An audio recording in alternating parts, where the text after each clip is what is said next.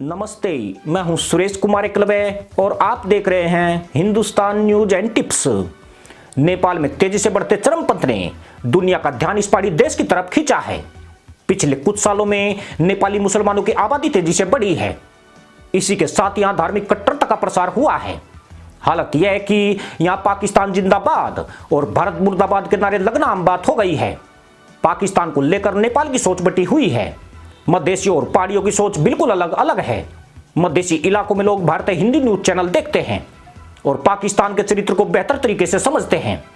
जबकि पाकिस्तान या इस्लाम को लेकर कुछ होता है तो नेपाल के मुसलमान उसके खिलाफ आवाज बुलंद करने लगे हैं। ऐसा इसलिए हुआ क्योंकि उन्होंने अपनी आबादी बढ़ाकर कई इलाकों में खुद को बेहद मजबूत कर लिया है। पिछले साल नेपाल की जामा मस्जिद ने 28 अक्टूबर को फ्रांस के खिलाफ बाकायदा बयान जारी किया था। यानी यह लोग खुद ही विदेश नीति के पुरोधा बनकर उभर रहे हैं। पाकिस्तान और नेपाल के बीच सीधी फ्लाइट नहीं है। नेपाली मुसलमानों को कतर के दोहा होते हुए पाकिस्तान जाना पड़ता है। इसलिए यहां पाकिस्तान द्वारा अपने आतंकी भेजना कठिन हो गया है। मगर आईएसआई ने अब स्थानीय मुसलमानों को प्रशिक्षण देकर उन्हें दहशतगर्दी के लिए तैयार कर दिया है। इस काम में काठमांडू के महाराजगंज में स्थित पाकिस्तानी दूतावास बड़ी भूमिका निभा रहा है। पाकिस्तान और नेपाल में 19 मार्च 1960 को राजनयिक रिश्ते बहाल हुए थे। पाकिस्तान चीन का सदाबहार दोस्त है। राजशाही खत्म होने के बाद नेपाल का झुकाव भी चीन की तरफ हुआ है। इस वजह से नेपाल चीन और पाकिस्तान के बीच सीपीसी का समर्थन करता है। खुद नेपाल भी चीन की बेल्ट एंड रोड परियोजना में शामिल है, जबकि भारत इस परियोजना का लगातार विरोध कर रहा है। नेपाल में 2011 की जनगणना के अनुसार यहां मुस्लिम आबादी 11,62,370 के करीब थी। यह संख्या नेपाल की कुल आबादी के 4 या 5% के बीच है। अभी नेपाल की कुल आबादी 2,86,00,000 के करीब है। नेपाल के 97% मुसलमान तराई में रहते हैं और 3% काठमांडू के अलावा पश्चिमी पहाड़ी इलाकों में रहते हैं। नेपाल में तराई का कुल 10% हिस्सा मुसलमानों का है। हालांकि खुद नेपाली मुस्लिम स्कॉलर भी मानते हैं कि नेपाल में मुसलमानों की आबादी 10% के आसपास है, यानी 20 से 22 लाख के करीब है। तराई में वह 20% की तादाद बताते हैं। जानकर हैरानी होगी कि नेपाली मुसलमान जानबूझकर अपने परिवारों को सरकार से छिपाते हैं। उन्हें डर है कि कहीं उनकी बढ़ती जनसंख्या पर सरकार उन पर कोई कार्रवाई ना कर दे। यही वजह है कि नेपाल की जनगणना में कभी इनका असली डेटा सामने नहीं आ पाया है। अगर 2011 की जनगणना को आधार माने तो नेपाल के रोहतट में 19.7%, कपिल वस्तु में 18.15% और बांके जिले में 18.98% आबादी मुसलमानों की रहती है। यह आबादी हर साल में 12% की दर से बढ़ रही है और अगले 22 वर्षों में यह इन इलाकों में पूरी तरह बहुसंख्यक हो जाएंगे, जबकि पूरे नेपाल में यह 35% के करीब पहुंच जाएंगे। गौर करने वाली बात यह है कि पूरी दुनिया में सबसे ज्यादा आज अगर मुसलमान मारे जा रहे हैं तो पूरी दुनिया में इनकी आबादी भी तेजी से बढ़ी है। खासतौर से गैर मुस्लिम देशों में इन्होंने योजनाबद्ध तरीके से अपनी जनसंख्या बढ़ाई है। जिन देशों में लोकतंत्र मौजूद है वहां मुस्लिम ज्यादा सक्रिय हुए हैं। ऐसे देशों में इन्हें अपनी आबादी बढ़ाने और मजहबी कट्टरता का प्रसार करने में छूट मिली है। दूसरे धर्मावलंबियों से सामंजस्य नहीं बिठा पाने के कारण यह खुद को सर्वश्रेष्ठ के तौर पर देखते हैं और दूसरे धर्म को नीचा दिखाना इनकी नीति में शुमार हो चुका है। काफिर और बुतपरस्त जैसे शब्द इन्हें भीतरी तौर पर ज्यादा आक्रामक बना रहे हैं।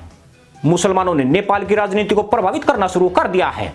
1991 में जब यह कहा जाता था कि इस पहाड़ी देश में 2% मुसलमान हैं, तब 91 मुसलमान उम्मीदवारों ने चुनाव लड़ा था और 5 मुस्लिम सांसद चुने गए थे।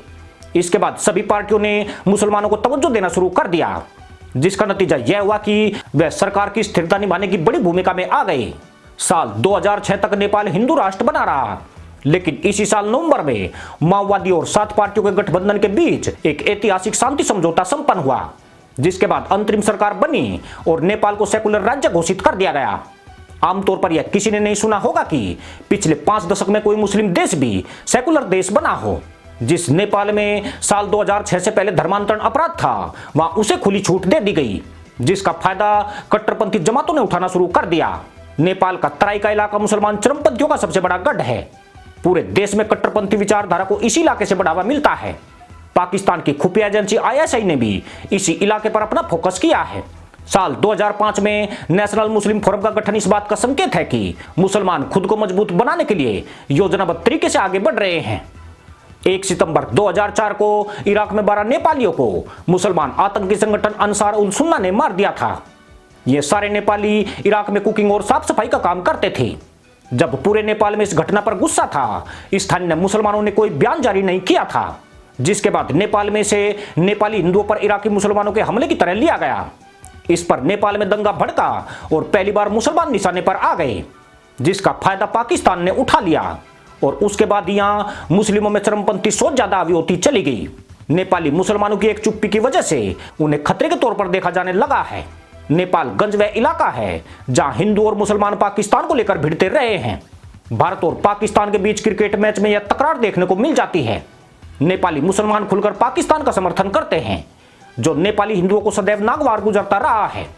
नेपाली हिंदू मानते हैं कि इनकी नीति नेपाल के साथ नहीं है, जो कि भारत को अपना मित्र मानते हैं, बल्कि यह राष्ट्र से ज्यादा मजहब की बेड़ियों में ज्यादा जकड़े हैं और मुल्क से ज्यादा मजहब को वरीयता देते हैं। भारत के लिए होने वाले झगड़ों में यही सोच हावी रही है। साल 1997 में नेपालगंज में शिवसेना ने एक दफ्तर खोला था। शिवसेना ने नगर निकाय चुनाव में नेपालगंज में मेयर और अन्य उम्मीदवारों को अपना समर्थन दिया था। इन चुनाव के दौरान भी पूरा शहर दंगे की चपेट में आ गया था। बताया जाता है कि मुसलमानों ने एक हिंदू को मतदान केंद्र पर जाने से रोकने की कोशिश की थी, जिसके बाद दोनों समुदाय में तनाव गहरा हो गया था। यह इस बात का इशारा था कि इस हिंदू राष्ट्र का चेहरा साल 2006 के बाद पूरी तरह बदल गया है और खुद को धर्मनिरपेक्ष दिखाने की छवि इस पर लगातार भारी पड़ती जा रही है। 1990 से पहले यहाँ के मुसलमान कुछ कहने या करने से पहले हिंदुओं से कन्फर्म बोल लेते थे, मगर जैसे जैसे उनकी आबादी बढ़ी और राजनीति में वर्चस्व बढ़ा, उन्होंने अपनी खुद की सत्ता तैयार कर ली है, जिसमें हिंदुओं को काफिर और बुतप्रस्त बताकर उनसे दूर रहने का विचार मजबूत हुआ है। चौंकाने वाली बात यह है कि पिछले कुछ सालों से हिंदू भी इनकी साजिशों को समझने लगा है। उत्तराखंड और उत्तर प्रदेश में गो हत्या बैन करने का नेपाल पर असर पड़ा है। पहले यहाँ के हिंदू गाय बूढ़ी होने पर बेच देते थे, लेकिन अब वो उसको नहीं बेच पाते हैं। पिछले साल लॉकडाउन के दौरान भारत प्रधानमंत्री नरेंद्र मोदी ने स्वास्थ्य कर्मियों के समर्थन के लिए बालकनी से थाली बजाने और दीप जलाने की अपील की थी, तो उत्तराखंड की सीमा से लगे नेपाल के कंचनपुर जिले में भी लोगों ने इसे माना और लोगों ने थाली भी बजाई और दीप भी जलाए थे।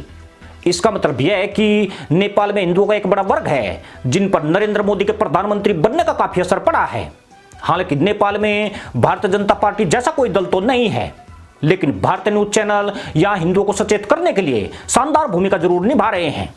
वैसे नेपालगंज में शिवसेना का दफ्तर अभी है या नहीं है, इसके बारे में हमें कोई जानकारी नहीं मिल रही है। अगर किसी दोस्त को इसके बारे में ज्यादा जानकारी हो तो कमेंट बॉक्स में जरूर बताइएगा। इसी के साथ अनुमति दोस्तों, जय जवान जय किसान जय हिंद वंदे मातरम।